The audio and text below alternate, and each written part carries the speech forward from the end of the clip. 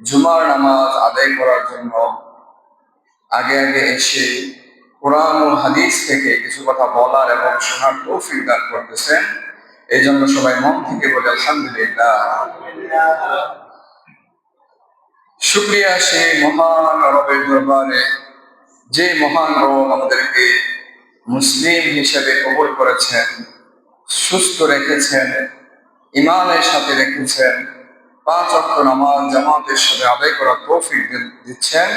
সে মহান রবের কাছে আবারও শুকরিয়া জানাই আলহামদুলিল্লাহ। সম্মানিত হাজিরিন, আজকের আলোচনা বিষয় হলো কবরের আযাব, জাহান্নামের শাস্তি, মৃত্যুর ভয় এবং পরকালের কথা স্মরণ করে গুনাহ থেকে বেঁচে থাকা নিয়ে ইনশাআল্লাহ আলোচনা হবে। সম্মানিত হাজিরিন, মৃত্যুর ভয় এবং কবরের জগৎ, কবরের জগৎকে বলা হয় আলামে বারজাখ। প্রতিটি প্রাণীর মৃত্যুর স্বাদ গ্রহণ করতে হবে। মৃত্যু প্রতিটি প্রাণীর জন্যই অবধারিত। মৃত্যুর পর থেকে কিয়ামত পর্যন্ত সময়কে, যেই সময়টা মানুষ কবরে থাকে সেই সময়টাকে বলা হয় আলামে বারজাখ। তারপর তাকে, মৃত্যুর পরেই তাকে শুরু হয়ে যায় সওয়াল এবং জবাব। 3টা প্রশ্ন করা হয়, তোমার রব কে, তোমার দ্বীন কি, তোমার নবী কে। যখন মানুষ এই 3 ধরনের কাজ করবে, যে তার রব যে আল্লাহ, সে যে মুসলিম হয়েছে, তার রবের সে আদেশ নিষেধগুলো মানবে এবং তার দ্বীন যে ইসলাম, ইসলাম অনুযায়ী তার জীবনটাকে যাপন করবে এবং তার নবী মুহাম্মদ সাল্লাল্লাহু আলাইহি সাল্লাম সেই নবীর সুন্নত অনুযায়ী তার জীবনটাকে সাজাবে, তাহলে সেই মৃত্যুর পরবর্তী সময় এই প্রশ্নগুলোর সঠিক সঠিক উত্তর দিতে পারবে। আর যার জীবন কাটবে অবহেলায়, নামাজ নেই, রোজা নাই, ইসলামী কোনো মূল্যবোধ নেই, ইসলামী শিক্ষা দীক্ষা যার মধ্যে নেই, সেই মৃত্যুর পরবর্তী সময়ে সেই প্রশ্নগুলোর উত্তর সঠিকভাবে দিতে পারবে না। সম্মানিত হাজিরিন, আজ আমরা কেন গুনাহে লিপ্ত? গুনাহে লিপ্ত হওয়ার সবচেয়ে বড় কারণ হলো আখিরাতকে ভুলে যাওয়া, মৃত্যুকে ভুলে যাওয়া। যে আমরা যে একদিন মরতেই হবে, কবরে যেতেই হবে, সেটা হতে পারে আজকেই, হতে পারে কালকেই। এই জিনিসটাকে ভুলে যাওয়াই হলো একমাত্র গুনাহ করার কারণ। আমরা নির্দ্বিধায় কেন স্বেচ্ছায় গুনার সাথে লিপ্ত হচ্ছি? কারণ আমরা ভুলে গেছি যে আমাদেরকে মরতেই হবে। মরার পরে সেই গুনার জন্য আমাদেরকে জবাবদাহি হতে হবে এবং কি কি শাস্তি আমাদের সামনে রয়েছে, সেই শাস্তিগুলোর পরিণাম কি, কতটুকু ভয়াবহ, এই জিনিসগুলো আমরা মুযাকারা না করার কারণে, আলোচনা না শোনার কারণে আজ আমরা গুনাহে লিপ্ত। সম্মানিত হাজিরিন, আল্লাহ তাআলা পবিত্র কালামুল্লাহ হাকিমে বলেন, কুল্লু নাফসিন যায়িকাতুল মাউত। কুল্লু অর্থ হলো প্রতিটি, নফস অর্থ হলো নফস, আত্মা, প্রাণী। এই নফস অর্থ প্রতিটি প্রাণী, প্রতিটি আত্মা, প্রতিটি নফসকে যায়িকাতুল, যায়িক অর্থ স্বাদ, আর মউত, যায়িকাতুল মাউত অর্থ মৃত্যুর স্বাদ প্রতিটি প্রাণীকে তাকে গ্রহণ করতে হবে। এই মৃত্যু থেকে কেউ বাঁচতে পারবে না। রাসূল সাল্লাল্লাহু আলাইহি সাল্লাম আমাদেরকে মৃত্যুর কথা স্মরণ করার জন্য তিনি হাদিসে বলেন, আকসিরু যিকরা হাদিমিল লাযযাতিল মাউত। তোমরা জীবনের স্বাদ বিনষ্টকারী মৃত্যুকে বেশি বেশি করে স্মরণ করো। হাদিসটা আছে জামে তিরমিজি 2307 নম্বর হাদিস। রাসূল সাল্লাল্লাহু আলাইহি সাল্লাম আমাদেরকে এই মৃত্যুর কথা স্মরণ করার জন্য অধিক পরিমাণে আমাদেরকে কিন্তু বলে গেছে। কিন্তু আমরা যদি খেয়াল করি, হয়তো আজকের এই আলোচনার আগে, আজকে সারাদিনের ভিতরে কেউ হয়তো একবারও মৃত্যুর কথা স্মরণ করেনি। এমনও অনেক আছে, এমনও অনেক হইতে পারে যে এই 1 সপ্তাহের মধ্যে সে একবারও সে মরবে পরকালে যাবে, আখিরাতে তার জবাবদিহিতে হবে। এমনও হতে পারে অনেক মানুষ আছে যে এই চিন্তাটাও তার মাঝে আসে না, সে মরতে হবে। অনেকের এমনও হচ্ছে বছর কি বছর চলে যাচ্ছে, সে একবারও ভাবে না যে সে মরতে হবে, তারও সেই কবরে যেতে হবে। তার সামনেও রয়েছে বিশাল আখিরাত, পরকাল, জান্নাত, জাহান্নাম, কবরের কঠিন আযাব। রাসূল সাল্লাল্লাহু আলাইহি সাল্লাম কবরকে হাদিসে সম্বোধন করেছেন ইন্নামাল কবরু রাওদাতুম মিন রিয়াদিল জান্নাহ। আমরা তো মদিনাতে একটা রিয়াজুল জান্নাহ বলি একটা স্থানকে, এটা কেন বলা হয়? জান্নাতের একটি বাগান, টুকরা। দুনিয়ার বুকে জান্নাতের একটি টুকরা হলো রাসূলুল্লাহ সাল্লাল্লাহু আলাইহি সাল্লাম যেখানে শায়িত আছেন, ওই পাশেই মসজিদে নববীতে একটা অংশ আছে, ওইটাকে বলা হয় রিয়াজুল জান্নাহ, মানে জান্নাতের একটি বাগান, একটা টুকরা। তো রাসূলুল্লাহ সাল্লাল্লাহু আলাইহি সাল্লাম বলেন ইন্নামাল কবরু রাওদাতুম মিন রিয়াদিল জান্নাহ। কারো কারো কবর হবে একটা জান্নাতের টুকরার মতো। যারা মুমিন হবে, সৎ কাজ নেক আমল করে মৃত্যুবরণ করবে। এবং পরবর্তী লাইনে তিনি বলতেছেন যে আও হুফরাতুম মিন হুফারিল নাইরান, এবং কারো কারো কবর হবে জাহান্নামের গর্তের মতো একটি গর্ত। জাহান্নামের আগুনের যে গর্তগুলো, আযাবের গর্তগুলো, সেটির মতো একটি গর্ত হবে কারো কারো কবর। যারা এই দুনিয়াতে থাকা অবস্থায় মৃত্যুর কথা স্মরণ করেনি, পরবর্তী জীবন সম্পর্কে সে কোনো কিছু সামানা কামাই করেনি, সওয়াব করেনি, আমল সালিহাত করেনি, তাদের সেই কবরটা হবে হুফারুম মিন হুফরাতুম মিন হুফারিন নাইরান, অর্থাৎ জাহান্নামের একটি গর্ত। তারপর জাহান্নামের এই কবর হলো আলামে বারজাখ। এই আলামে বারজাখ চলবে একবারে কিয়ামত পর্যন্ত।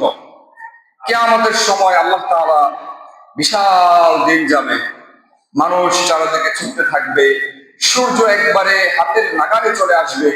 চিন্তা করুন যে সূর্য কত দূর আমাদের থেকে, তারপরে রোদের তাপমাত্রা যদি একটু বেড়ে যায় আমাদের কি অবস্থা হয়।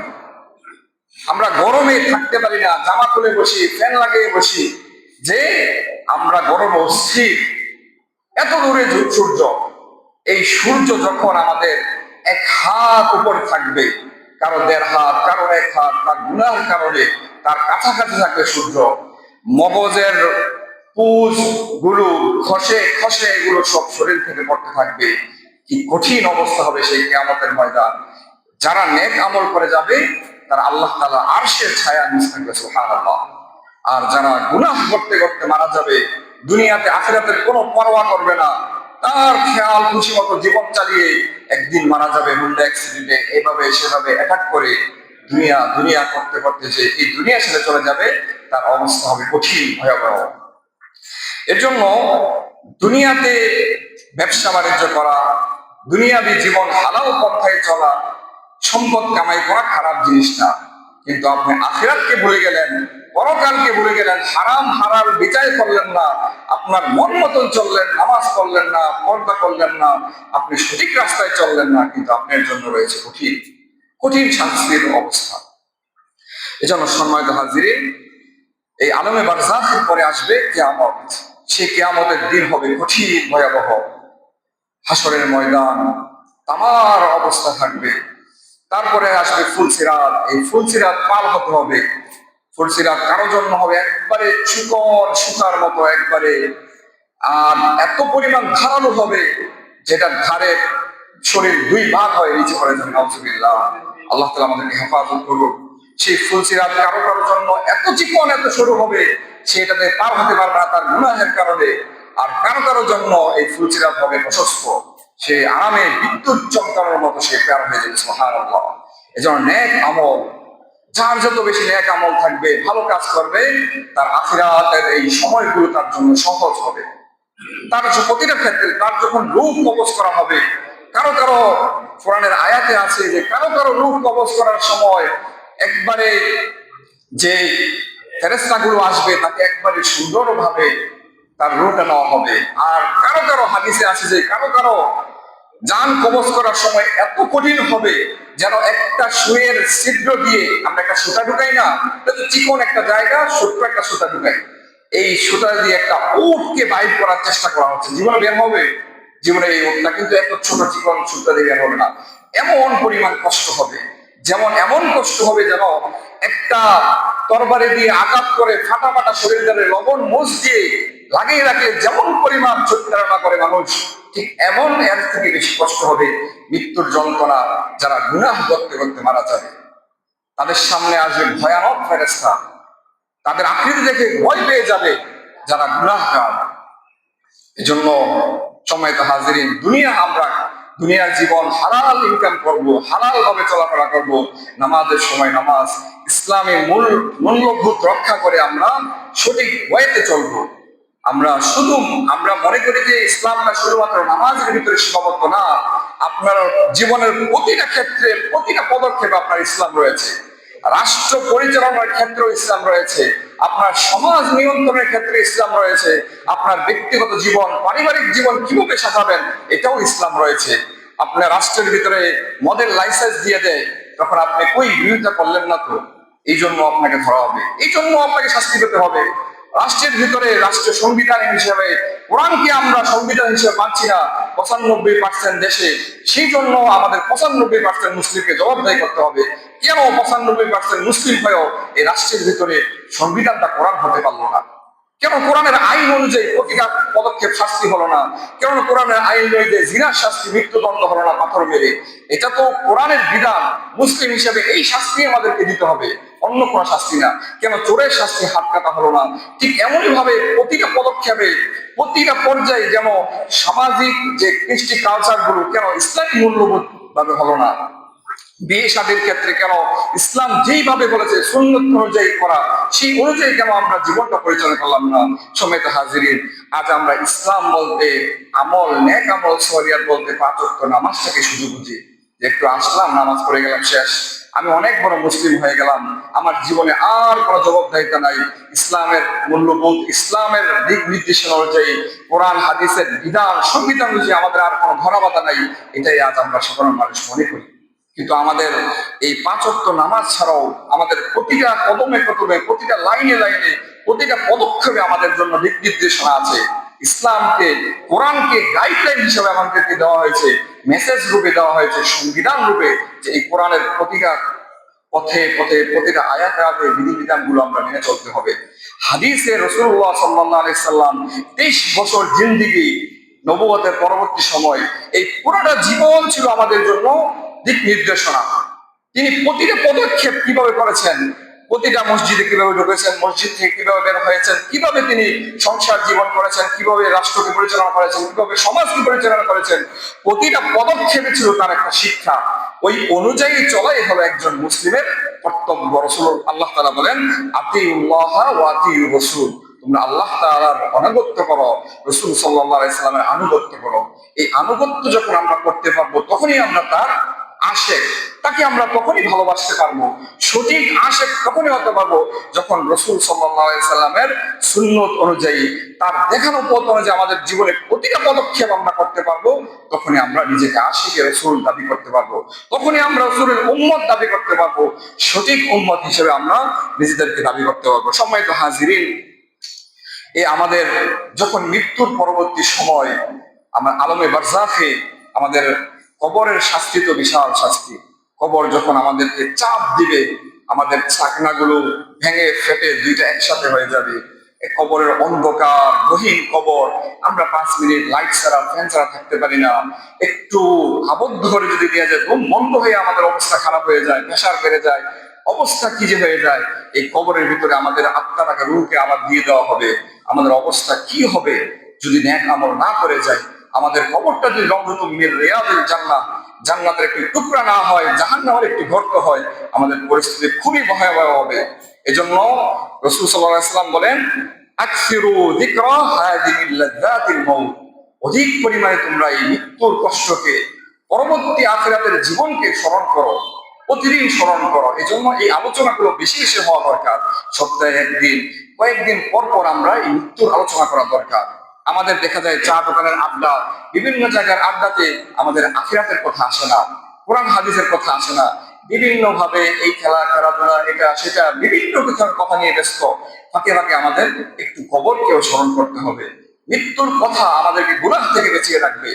মৃত্যুর স্মরণ আমাদেরকে নেকের পথে নিতে সহজ করবে। এজন্য সপ্তাহে একদিন হলেও আমরা এর মুযাকারা করব, মৃত্যুর আলোচনা নিজে থেকে শুনবো। মোবাইলে এখন পাওয়া যায়, সবাই শুনবো। সপ্তাহে একদিন হলেও, দু একদিন পর পর হলেও কবরের কথাগুলো আমরা স্মরণ করব। এগুলো নিয়ে আমরা একটু পড়াশোনা করব, শোনার চেষ্টা করবো, না হলে মনটা নরম থাকবে, গুনাহ থেকে বেঁচে থাকবো, সওয়াবের কাজ করতে আমাদের জন্য সহজ হবে। সম্মানিত হাজিরিন, এই হাসর, ফুলসিরাত, মিজান এগুলোর পর যখন আমাদের ফায়সালা হয়ে যাবে, যে জান্নাতে সে জান্নাতে চলে যাবে, যে জাহান্নামী সে জাহান্নামে যেতে হবে। সে জাহান্নামে কি কি অপরাধের কারণে আমাদের জাহান্নামের শাস্তি ভোগ করতে হবে। সবচেয়ে কঠিন অপরাধ হলো এই দুনিয়ার বুকে, সেটা হলো শিরিকের অপরাধ। শিরিক এমন একটি গুনাহ, যেই গুনাহের কারণে তার সারা জীবনের কোন নেক আমল তার কোন কাজে আসবে না। হজ, রোজা, যাকাত, ফিতরা থেকে শুরু করে জীবনের যত আমল, যত কিছু, কোনো কিছুই কাজ আসবে না যার আমলের ভিতরে শিরিকের আমল পাওয়া যাবে। শিরিক খুবই খতরনাক গুনাহ। শিরিক করলো মানে সে ইসলাম থেকে দূরে সরে গেল, সে আর মুসলিম রইল, মুশরিক হয়ে গেল। এই জন্য সবাই শিরিক সম্পর্কে জানতে হবে। শিরিক কি কি করলে শিরিক হয়ে যাব, এই শিরিকটা সবাই পড়ালেখা করতে হবে। আমরা মুসলিম হিসাবে আমরা এবিসি শিখি, এটা শিখি, সেটা শিখি, আমাদের ছেলেদেরকে অনেক শিক্ষিত করি, ক্যাডার করি, বিসিএস ক্যাডার, এই সেই এমপি মন্ত্রী বিভিন্ন কিছু হয়। কিন্তু আমাদের মুসলিম হিসাবে সর্বপ্রথম যে শিক্ষা দিতে হবে বাচ্চাকে, শিরিক কি কি জিনিস। আমরা তো মুসলিমটা ফ্রি পেয়ে গেছি ইমানের সম্পদ। এই ইমানটা গ্রহণ করতে সাহাবাই কেরামগণ যেই পরিমাণে কষ্ট সহ্য করতে হয়েছে, যেই পরিমাণে নির্যাতন সহ্য করতে হয়েছে, আমাদের কোনো নির্যাতন সহ্য করতে হয়। আমরা সবাই জানি বিলাল রাদিয়াল্লাহু তাআলা আনহুর ঘটনা, আমরা জানি সবাই সুমাইয়া রাদিয়াল্লাহু তাআলা আনহার ঘটনা। তারা কি কি পরিমাণ নির্যাতন সহ্য করে এই ইমানটাকে ধরে রেখেছে। কিন্তু আমাদের কোনো নির্যাতন নেই। হ্যাঁ, আমাদের পার্শ্ববর্তী দেশ ভারতেও আমরা দেখি যে বর্তমানে মুসলমানদের উপর নির্যাতন করা হচ্ছে, মুসলমানদেরকে নির্দ্বিধায় হত্যা করা হচ্ছে। তাদের জন্য ইমানটা ধরে রাখা কঠিন। যেমন আমরা কিছুদিন আগেও দেখলাম একজন স্বেচ্ছায় ইসলাম ধর্ম গ্রহণ করেছে, কি সুন্দর দাঁড়িয়ে রেখেছে, তাকে বাধ্য করা হয়েছে মুশরিক হওয়ার জন্য, আবার হিন্দু হওয়ার জন্য। এই জায়গায় আমরা কত সুন্দরভাবে ইসলাম পালন করছি, কোনো বাধ্যবাধকতা নাই, কোনো কঠিন নাই আমাদের জন্য। আমরা নিজের মন মতো ইসলামটাকে গ্রহণ করে মুসলিম নিজেকে পরিচয় দিতে পারতেছি। তো এই মুসলিম যে পরিচয় দিতে পারতেছি, এই শেষ পর্যন্ত যারা মুসলিম থাকতে পারি, আমাদের কোনো গুনাহের কারণে, ভুলের কারণে যেন আমরা ইসলাম থেকে দূরে সরে না যাই, এই জিনিসটা জানতে হবে। শিরিকের অনেকগুলো গুনাহ রয়েছে। তো এই শিরিকের কথা বলতে গিয়ে আল্লাহ তাআলা পবিত্র কালামুল্লাহ হাকিমে বলেন, ইন্নাহু মান ইউশরিক বিল্লাহি ফাকাদ হারামাল্লাহু আলাইহিল জান্নাহ ওয়া মাওয়াহুন নার। আল্লাহ তাআলা বলেন, কঠিন হুঁশিয়ারি দেন এবং নিশ্চিত শাস্তি সম্পর্কে বলেন, ইন্নাহু মান ইউশরিক বিল্লাহ, নিশ্চয়ই যে ব্যক্তি আল্লাহ তাআলার সাথে শরীক করবে, এই শিরকের গুনাহ করবে, ফাকাদ হারামাল্লাহু আলাইহিল জান্নাহ, আল্লাহ তাআলা তার জন্য জান্নাতকে হারাম করে দিবেন। নাউযুবিল্লাহ। আল্লাহ তাআলা আমাদেরকে হেফাজত করুন। ওয়া মাওয়াহুন নার, এবং তার আশ্রয়স্থল, অবস্থান স্থল হবে নার, জাহান্নামে। এজন্য শিরিকের গুনাহ থেকে আমরা বাঁচতে হবে। তার পরবর্তী আমরা কি কি গুনাহ করলে আমাদেরকে জাহান্নামে শাস্তি ভোগ করতে হবে। দ্বিতীয়ত আছে সুদ খাওয়ার গুনাহ। সুদখোরদের শাস্তি সম্পর্কে হাদিসে এসেছে, তারা রক্তের নদীতে সাঁতার কাটবে এবং পাথর দিয়ে তাদের মুখ চূর্ণ করা হবে। এই রক্তের নদীর ভিতরে তারা সাঁতার কাটতে থাকবে জাহান্নামের ভিতরে, এবং পাথর দিয়ে তাদের মুখগুলোকে চূর্ণ করা হবে, একবারে ছেঁচড়ে দেওয়া হবে। তাদের এই, আমরা তো এখন দেখি সমাজে অহরহ যার 1 লাখ টাকা, 2 লাখ টাকা, 3 লাখ টাকা আছে, সুদরূপে দিয়েছে, মাসে মাসে 5,000 10,000 আসতেছে, নর্মাল বিষয়। আমরা রোজি রোজগার ইনকাম করতেছি, আমরা খাইতেছি, মাস শেষে 5,000 7,000 টাকা আসতেছে, 2-3 লাখ টাকা কোনোভাবে পেনশন পাইলাম, জমাইলাম, এটা সেটা আয় রোজগার করলাম, টাকা বেচলাম, দিয়ে দিলাম সুদের উপরে, আবার মাস শেষে 2-3 হাজার টাকা আসতেছে, জেনে শুনে এই সুদটা খাইতেছে। অনেক সময় দেখা যায় যে ব্যাংকের, ইসলামী ব্যাংকে এটা সুদ হয় কি হয় না একটা সন্দেহ থাকে, অথবা এক জায়গায় ব্যবসায়ী প্রতিষ্ঠানে দিলাম যে সুদ কি হয় কি হয় না একটা সন্দেহ থাকে, 80% সম্ভাবনা থাকে যে না তারা ব্যবসা করে আমাকে লাভটা দিবে। সেক্ষেত্রে আপনি সেগুলো চেষ্টা করতে পারেন। কিন্তু সরাসরি জেনে বুঝে সুদের উপর টাকাটা দিয়ে দিলেন, এর মানে কি আপনি নিজেকে জাহান্নামে নিক্ষেপ করতেছেন, জেনে শুনে সুদ আপনি খাইতেছেন। তখন আপনার এই সুদের টাকাটা নিতেছেন, আর এই জিনিসটা চিন্তা করেন যে জাহান্নামের ভিতরে আপনি, এই জাহান্নামের নদীর ভিতরে আপনি এই রক্তের নদীর সাঁতার কাটতে হবে। রক্ত কি ভালো জিনিস? একটু দুর্গন্ধ পানির ভিতরে তো মানুষ নামতে চায় না গন্ধের জন্য, আর রক্তের ভিতরে কিভাবে মানুষ থাকবে? এবং তার মাথাটাকে পাথর দিয়ে ছেঁচড়ে দেওয়া হবে, তার অবস্থা খুবই ভয়াবহ হবে এই সুদ খাওয়ার কারণে। আর এই ঘটনাটা রাসূল সাল্লাল্লাহু আলাইহি সাল্লাম স্বচক্ষে মেরাজের রাতে গিয়ে দেখে এসেছেন। আর কোন সন্দেহ থাকে এই শাস্তি যে হবে না? আল্লাহ তাআলা তো নিজে বলেছেন, রাসূল সাল্লাল্লাহু আলাইহি সাল্লাম নিজে গিয়ে দেখে আসছেন যে যারা সুদ খাইছে তাদের শাস্তি কেমন হচ্ছে। এতে তো কোনো সন্দেহের অবকাশ রাখে না যে এই শাস্তি আপনার হবে না, আপনি যদি জেনে বুঝে শাস্তি গুনাহ করতেছেন। আল্লাহ তাআলা পবিত্র কালামুল্লাহ হাকিমে বলেন, আল্লাযীনা ইয়াকুলুনা রিবা লা ইয়াকুমুনা ইল্লা কামা ইয়াকুমুল্লাযী ইয়াতাখাব্বাতুহু আশ-শাইতানু মিনাল মাস।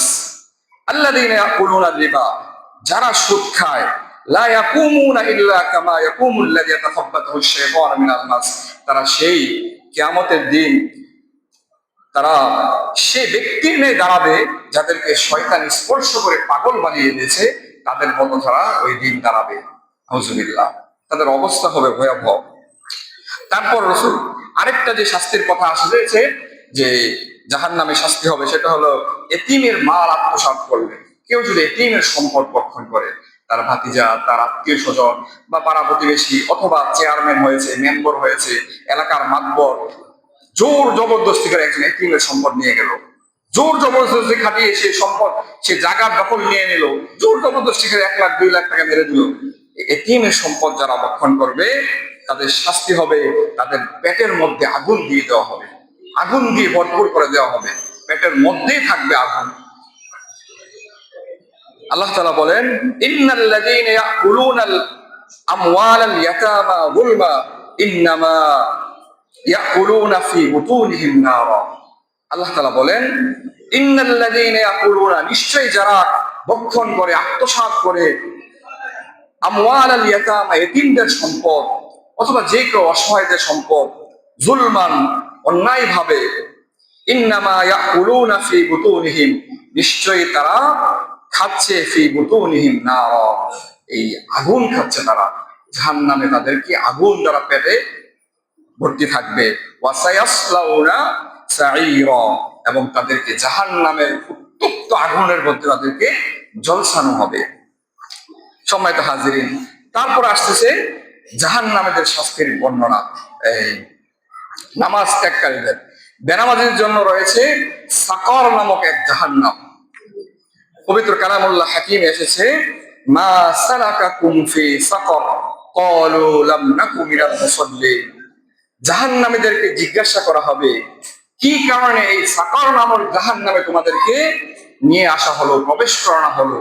তারা বলবে, ক্বালু, তারা বলবে, লাম নাকু মিনাল মুসাল্লিন, আমরা নামাজ পড়তাম না, আমরা নামাজে ছিলাম না, নামাজে অবহেলা করতাম, এই জন্য আজকে এই সাকর নামক জাহান্নামে আমাদেরকে নিক্ষেপ করা হলো। জাহান্নামের ভয়াবহ আরো কিছু ভয়াবহতা আছে, যেমন খাদ্য এবং পানীয়। জাহান্নামীদের খাবার হবে বিষাক্ত কাঁটাযুক্ত গাছের ফল, বিষাক্ত কাঁটাযুক্ত গাছের, যেটাকে জাক্কুম বলা হয়, যেটা গলার ভিতরে কাঁটাগুলো আটকিয়ে যাবে। যখন তাকে খাওয়ানো হবে, এই কাঁটাগুলো আটকিয়ে যাবে তার গলার ভিতরে, সে গিলতে পারবে না সেই ফলটা, এমন ভয়াবহ কাঁটাযুক্ত ফল হবে। তাদের পানীয় হবে ফুটন্ত পুজ এবং ময়লা, গরম পানিগুলো তাদেরকে পানীয় খাওয়ানো হবে, এই পুজগুলো তাদেরকে খাওয়ানো হবে, জোর করে খাওয়ানো হবে। যারা এই জাহান্নামের মধ্যে যাবে তাদের শাস্তি থাকবে এমন, কাঁটাযুক্ত ফল এবং এই পুজ, গরম পানি, ময়লা পানি, এগুলো তাদেরকে খাওয়ানো হবে। এবং তাদের মুখের সামনে যখন আনা হবে গরম পানিগুলো, তাদের এই চামড়াগুলো ঝলসিয়ে ঝলসিয়ে তাদেরগুলো পড়বে। এই গরম পানি, পুজগুলোর কারণে চামড়াগুলো ঝলসে ঝলসে করতে হবে, এবং আগুনের পোশাক তাদেরকে পরিয়ে দেওয়া হবে। যেমন আমরা জানি যে রাসূল সাল্লাল্লাহু আলাইহি সাল্লামের চাচা, যিনি তাকে সাহায্য করেছে কিন্তু ঈমান গ্রহণ করেনি, তার সর্বনিম্ন শাস্তি হলো তাকে একটি আগুনের স্যান্ডেল পরিয়ে দেওয়া হবে। সে আগুনের স্যান্ডেল পরে সারা জীবন জাহান্নামে থাকবে। আর যারা জাহান্নামী হবে, অন্যদের জন্য হবে জাহান্নামে আগুনের পোশাক পরিয়ে দেওয়া হবে। একটা তো হলো আপনাকে আগুনের মধ্যে রাখছে, আপনি এটা থেকে তাপ পাচ্ছেন, আরেকটা হলো সেই আগুনটাকে পোশাক মারিয়ে আপনাকে পরিয়ে দেওয়া হবে। এটা থেকে বের হতে পারবেন না, জীবনটাও যাবে না, জানও যাবে না। আপনি চিৎকার করতে থাকবেন, আবার ফিরে আসতে চাইবেন, এ আল্লাহ তাআলা আমাকে আবার দুনিয়াতে নিয়ে আসো, আমি এবারে সেই সৎ কাজ করবো, নেক আমল করবো। এখন আমি আর কোনো গুনাহের সাথে লিপ্ত হব না, হারামকে হারাম মেনে হারামকে আমি কখনোই গ্রহণ করব না, হালাল পথেই চলবো, হালালের জন্য জীবন দিব, ইসলামী বিধিবিধানগুলো মেনে চলবো। আমরা সুদ খাবো না, ঘুষ খাবো না, অন্যায় ভাবে জুলুম অত্যাচার নির্যাতন করবো না মানুষের সাথে। এটি আবার চাইবেন যে আপনি আবার আসুন, ফিরে এসে নেক আমল করে যান। সম্মানিত হাজিরিন, যারা নেক আমল করবে তাদের জন্য রয়েছে জান্নাতের অনন্ত নাজ নিয়ামত। তাদের জীবন হবে সুখময়, তারা থাকবে জান্নাতে সারা জীবন, অনন্ত অসীম কাল তারা এই জান্নাতে তারা বসবাস করবে। আল্লাহ তাআলা বলেন, ওয়াবাশশিরিল লাযীনা আমানু ওয়া আমিলুস সালিহাত আন্না লাহুম জান্নাতিন তাজরি মিন তাহতিহাল আনহার। আপনি সুসংবাদ দেন তাদেরকে, ঈমানদারদেরকে, যারা নেক আমল করে, আন্না লাহুম জান্নাত, তাদের জন্য থাকবে এমন জান্নাত, তাজরি মিন তাহতিহাল আনহার, তাদের পদদেশ দিয়ে প্রবাহিত হবে বিভিন্ন নদ নদী, তাদের সাথেই প্রবাহিত হবে যে এই আসাল, মধুর নদী, শরাবের নদী, বিভিন্ন রকমের তাদের জন্য থাকবে বিশেষ বিশেষ নাজ নিয়ামত। তারপর আল্লাহ তাআলা বলেন, ইন্নাল মুত্তাকিনা ফি জান্নাতি ওয়া নাঈম, মুত্তাকিদের জন্য রয়েছে জান্নাতে নাঈম নামক জান্নাত, এবং তাদের জন্য থাকবে বিভিন্ন রকম নাজ নিয়ামত। এছাড়াও জান্নাতের জন্য থাকবে অফুরন্ত ঝর্ণা নদী, জান্নাতে থাকবে স্বচ্ছ পানি, খাঁটি দুধ, সুস্বাদু মধু এবং বিভিন্ন রকম পবিত্র শরাব, কখনো যা শেষ হবে না। এবং তাদেরকে যৌবন দিয়ে দেওয়া হবে, তাদের জন্য থাকবে হুর রিলমান, তাদের যেটা পুরুষ মানুষের যে চাহিদা, তাদের এই চাহিদা কখনোই শেষ হবে না। তাদেরকে সবাইকে 33 বছর বয়সী এমন একটা সুষম দেহের অধিকারী দেওয়া হবে, তাদের জীবনে কখনো রোগ ব্যাধি কখনোই হবে না, কখনো দুঃখের মধ্যে পড়বে না। আমরা দুনিয়াতে সুখ তালাশ করি, আমরা সফল হতে চাই দুনিয়াতে, এই সফলতা সুখ শান্তি দুনিয়ার মধ্যে নেই। আমরা যখন জান্নাতে যেতে পারবো, সেই জান্নাতে শুধু সুখ আর সুখ, শান্তি আর শান্তি, যার কোনো শেষ নেই, সীমানা নেই। জান্নাতের সবচেয়ে বড় নিয়ামত হবে আল্লাহ তাআলা, জান্নাতের সবচেয়ে বড় নিয়ামত হবে আল্লাহ তাআলাকে সরাসরি দেখা। সুবহানাল্লাহ।